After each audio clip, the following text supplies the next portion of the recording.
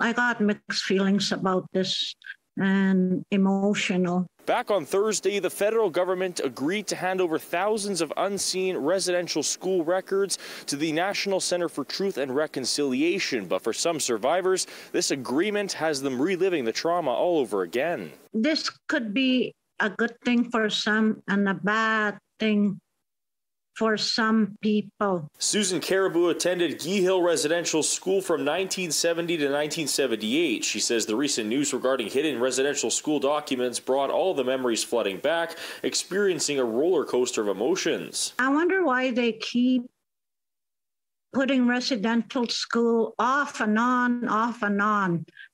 We start healing a little, and then another thing pops up about residential school. Canada's Crown Indigenous Relations Minister Mark Miller stated Thursday there are up to 800,000 unseen documents that will be part of the release. The executive director of the National Center for Truth and Reconciliation explains that by releasing these documents, it will provide more insight into the experience of survivors. We know this is still not a complete picture and records remain missing.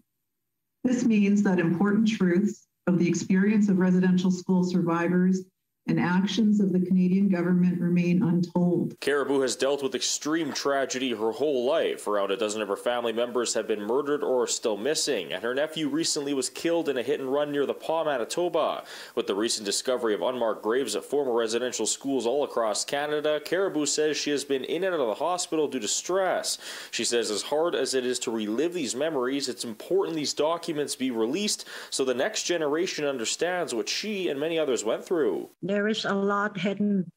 All the truth didn't come out. And I know, again, when we start moving forward on a healing journey, they'll throw something else at us. In Winnipeg, Alex Karpa, City News.